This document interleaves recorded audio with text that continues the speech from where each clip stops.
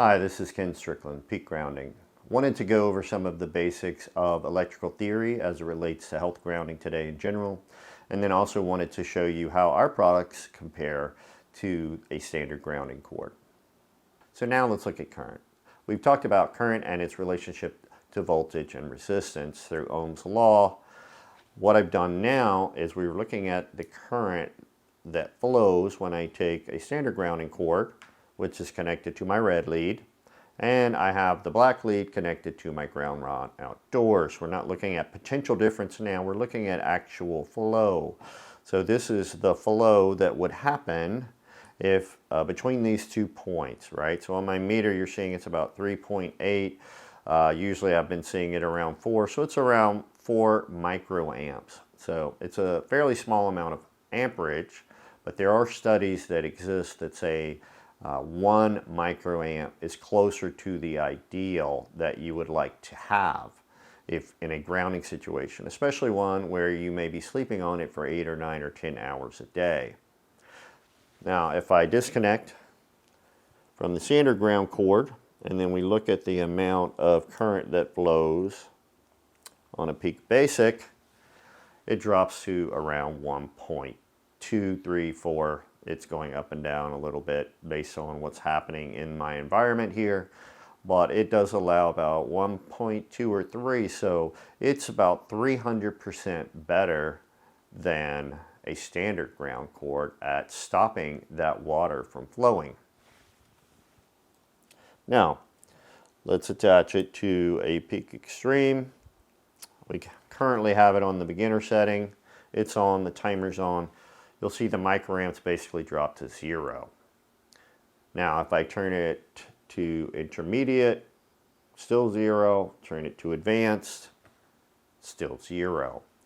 So even though the voltage drop was very similar between all 3 products, the standard with no filter, the peak basic that's a 2-stage filter, and the peak extreme which has a 10-stage filter in it, the current is vastly different. It is not allowing that to flow through you, that AC current, and that's the dangerous part. Remember, it's current that kills, not voltage. So I'm going to put up a slide now that shows some of the different frequencies, and on the left you can see DC. It's going to be your DC stuff like your alkaline batteries, those are DC. Various things down there near 0 hertz, and then you move on up and you'll see the electrical mains around the 60 hertz mark. In Europe and many other parts of the world it's 50 hertz, so it cycles around 50, and then you keep going up and then you get into the so-called dirty electricity range, which is a lot of the chargers that you have in your house, your cell phone chargers, various other things. They inject these higher frequencies back into either directly into the ground line that you would be grounding on inside. The current goes back on the neutral line as well, which then capacitively couples to the ground line because they're all wrapped very tightly with 3 wires inside of a white wrapping. You may have seen this before. So the standard cords that you're going to have at most will have a 100 kiloohm resistor in it. So the peak basic, we have a 2-stage filter.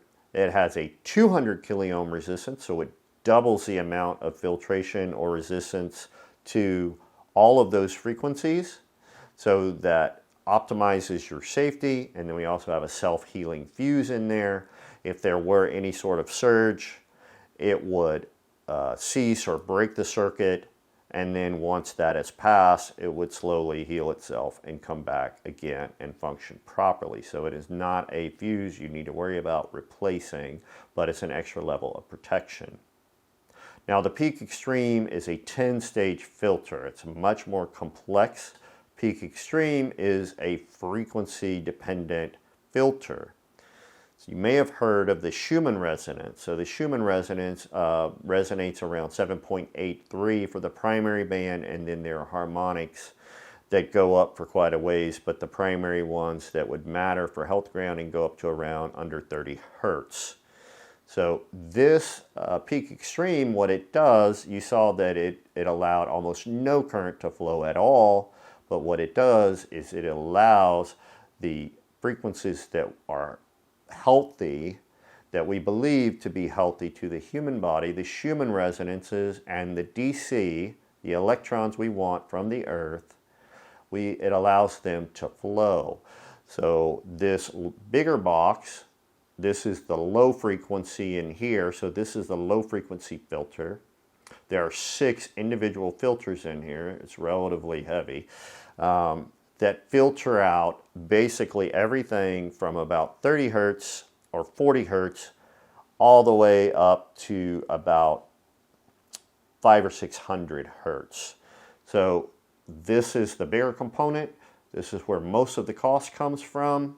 There are 6 different industrial size inductors in here. You don't need to understand all of this, but they are present in the low frequency filter.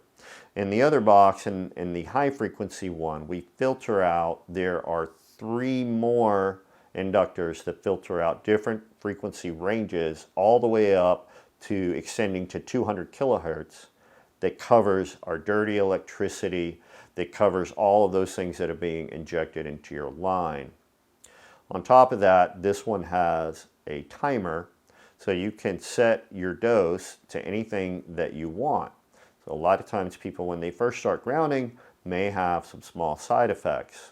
Well, our basic doubles the protection should minimize your side effects to near 0.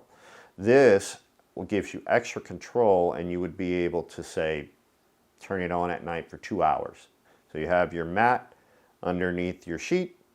If you want to only ground for 2 hours for the first 2 weeks, just to make sure you don't get any side effects, just turn this knob right there to 2. This is an analog timer. There is no electricity. This thing does not need any power at all.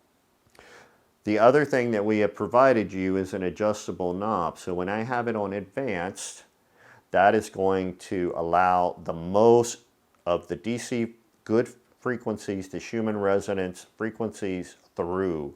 So you will have very minimal resistance, will be around 22 kiloohms, not 100 like a standard cord, which blocks those good frequencies.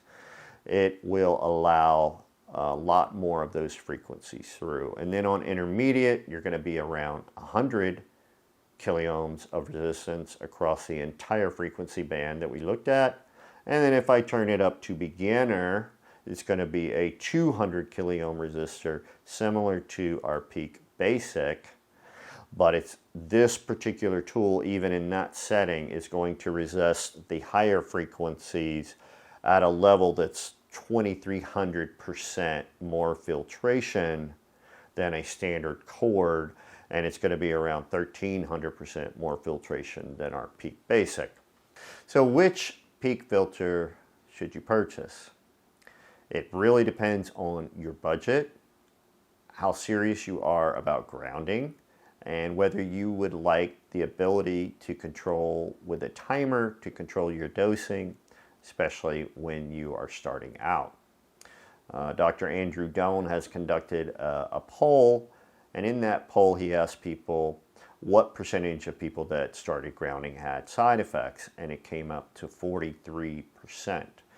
So for maximum control of that, I would certainly select the Extreme, because you have various ways that you can control your experience, including the microdosing timer, and also including the variable resistance from 200 kiloohms down to 22. If you're just learning about grounding and you're not a grounder who wants to take as many precautions, doesn't want as much control, we have created our Peak Basic and our Peak Pro, which I don't have here on the table. The Peak Pro is the same as the Basics, has similar readings. The only difference is it does include the microdosing timer.